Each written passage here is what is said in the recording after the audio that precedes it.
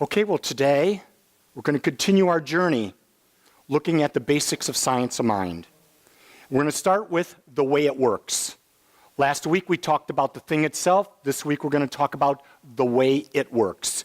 And you notice that we say it because it is not a he, it is not a she. It is an it. That's what God is, so let's not play games with it. Let's just call it what it is, it. It's like, hello, meet my cousin, it. Meet my brother, it. Meet my God, it. It's making fun of the ritual that we built that this thing is anthropomorphic. This whole idea that we've created a God in man's image as opposed to creating ourselves, which have been created in its image. So this was the first quote that I put up last week, and I think it's important that I'm going to keep coming back to it. The study of science of mind is the study of first cause, spirit, mind, or that invisible essence, that ultimate stuff and intelligence from which everything comes. It's the power back of all creation, the thing itself. That's what we're studying. That's what our whole journey in life is about doing that. And so while the nature of this thing is universal and it is infinite, we are individualized expressions of it. So it is all-encompassing. It is universal. It's everywhere. It's infinite. But it took itself and individualized itself as each one of us. In other words, we are a wave on the ocean. We're individual in that we're a wave. We're connected in that the wave is part of the ocean. Does that make sense? So you can see that we have times in our lives where we can be this big tidal wave, or we can be this nice, smooth, easy wave. And we get to choose the type of wave we are based on the nature of our thought. Our intelligence is this universal mind functioning at the level of our concept of it. This is really big to understand, that this infinite mind everywhere functions only at the level that we perceive it to be in and as and through us. So it's going to function in a very small way. It could function in a very big way. But it's all based on our perception of who we are within that field, which we're always there. So the seed of perfection is hidden within. Our thought and emotion is the use we make, consciously and unconsciously, of this original creative thing that is the cause of everything. Our thought and emotion is what causes it to respond to us. See, this is where the secret gets really dumbed down. The Secret was this beautiful movie that was so dumbed down, it was incredible. Because people thought, well, I'm going to sit here and I'm going to imagine $1 million coming into my mailbox. Just checks just floating in. Just checks floating in. Anyone have a check just float in? One, okay, that's one. It doesn't happen that way. Because the secret is really about your thoughts, your words, your actions, and your feelings aligned. You've got to be giving something into the universe for the universe to give back. This is the key. The universe doesn't just give, it gives who you are. Did you get that? And who you are encompasses your thoughts, words, actions, and feelings. Those have to be lined up, and we must be persistent and consistent in the use of them. Because when we do that, we create this mental atmosphere that is authentic. It is real. But if we're only got our thoughts and words in alignment over here, but our feelings and actions are over here, what is the universe hearing? It's hearing, I'm not authentic because I'm not aligned. Authenticity means being fully aligned with what you desire, who you are at all times. And see, here's the real key thing. You cannot be loved unless you're authentic. Do you really hear that? You cannot be loved unless you're authentic. Because if you're not being yourself in the world, how can the world accept you as you are? Because if you're hiding from the world by being inauthentic, then the world, you're not giving it the opportunity to love you. That's the thing that we've got to get past. Anyone out there who's dating, before you go into an intimate relationship, you've got to get past the image that the person you might be dating is putting out and get what is the real person out there. Who is this real person?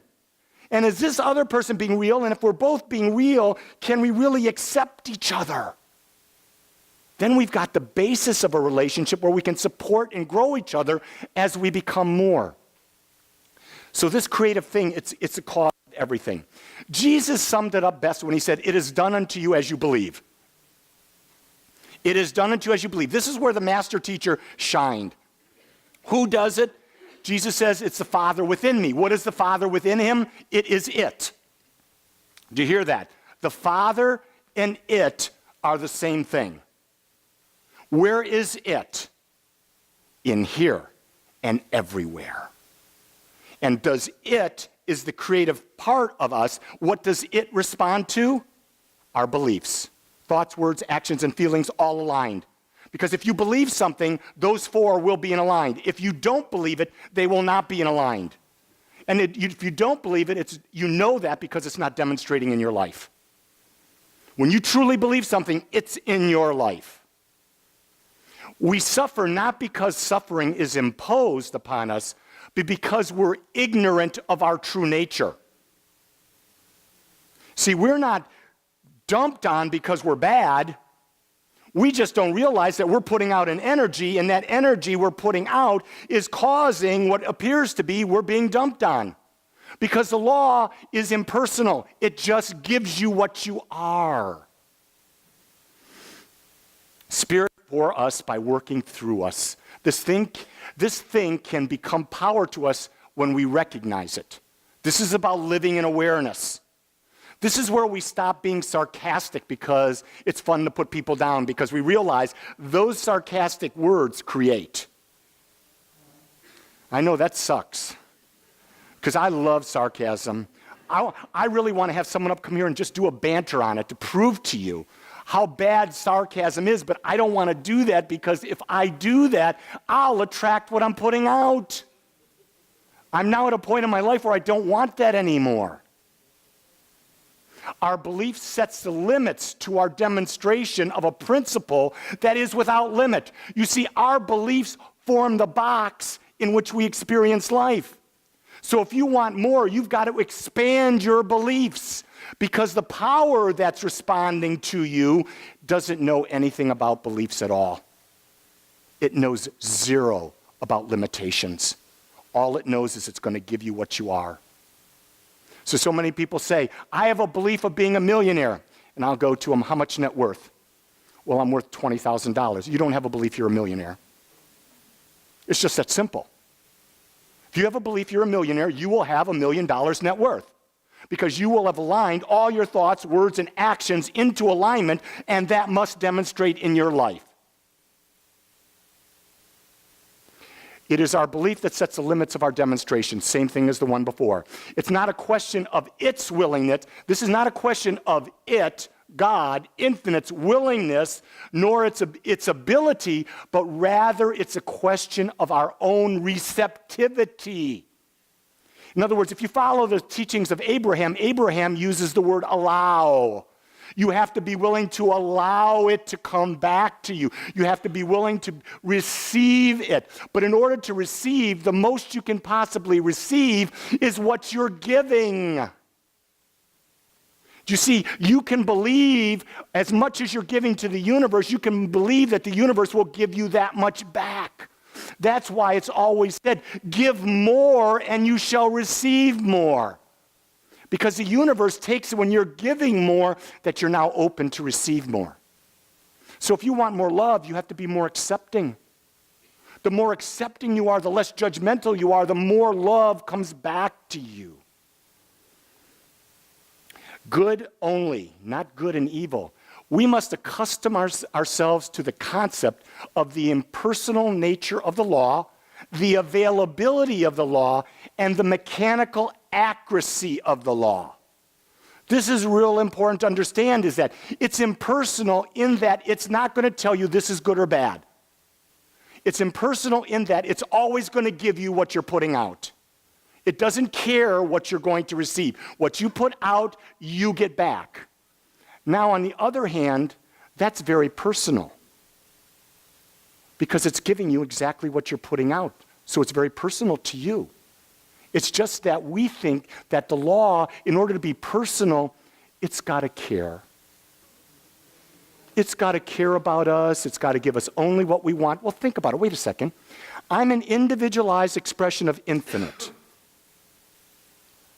I am an individualized expression of the infinite, meaning I am immortal, I'm eternal, I'm continually unfolding in my awareness of that which I am, which means I was never born and I will never die, and that all the power to create is within me. Does the law or God need to care about me?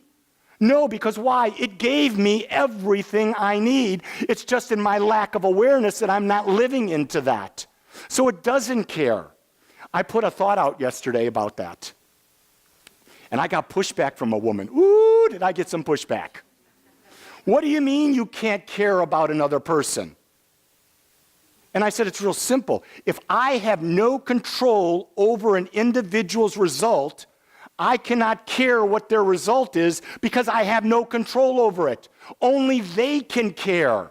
Now, I can support people as they go through their journey, but their end result has nothing to do with me. So for me to worry about it is useless. Are you hearing all of that? For you to worry about something that you have no control over is absolutely a waste of your energy. It's actually saying that you're not connected into oneness. It's actually saying you're not enough, and it's actually going to draw you more what you don't want into your life. You got to take control over what do you have control over and how are you dealing with your power and bringing forth that. And when you are empowered, people see that, feel it, sense it, know it, and they start emulating it because they see that it's working for you. People don't hear a word you say. They watch what you do and see if you're in integrity. Remember, the law is mechanically accurate. It gives you exactly who you are. We perceive good and evil because we perceive the presence of duality rather than unity. See, if you're coming from the high watch, if you're coming from the point where it is infinite and you're looking at it from the observer standpoint, there is no good and evil. There's just contrast. Because it doesn't die. It doesn't get hurt. Only the human ego mind dies. Only the human ego mind gets hurt. But from the highest perspective, it doesn't feel it. And it's hard to balance those two. That's not easy. That's where we have to really balance. That's why we go back to meditation every day. That's why we go back to spiritual mind treatment. That's why we go to gratitude. That's why we do the spiritual practices to try to bring us back and ground us outside of our ego. See, our ego is a friend, but it's also an enemy. It's a friend when we control it. When it controls us, it is no longer a friend. We're trying to get our power back and use that ego in the world. See, I know that when I'm speaking, it is not Lee. It's something bigger than Lee that's speaking. Because I open myself up to the idea that when I give a talk like this, infinite wisdom is pouring through me. Whatever needs to be said here today is something it feels necessary to say. And all of you have that ability. You know that when you're speaking from that place of source, that it's something greater than you. It's not a normal habit of thinking. It's something beyond that. But we have to get comfortable in the idea that the infinite, that we are an open and receptive vessel through which the infinite speaks. Did you hear that? We are an open and receptive vessel through which the infinite speaks. And when we open ourselves to that, the words that come out are so heart-centered. They're so caring. They're so loving. They're so supportive. There will never be judgment or hate in those words. The infinite doesn't know how to judge. It doesn't know hate. Only the human mind knows that. So our job is to step into the thing itself. Our job is to understand how that thing within us works. And our job is to consciously choose to use that power to create our unique, whole, and perfect life. Let's pray. I want to thank you for joining us today. I'm so grateful that you took your time to watch or listen to this message. If you found this message beneficial, I would ask that you go to our website, agapecsl.com. Once there, click on the donate button and experience the joy of conscious and purposeful giving. Or if you would like, text your gift by simply dialing 972-532-6976. It is through your gifts that we are able to bring this message to you in the world. I would ask that if you like this message, to please subscribe to my YouTube channel under my name, Lee Wolak. Again, I want to thank you for joining me in the Agape community as we learn how to better self-love through conscious living.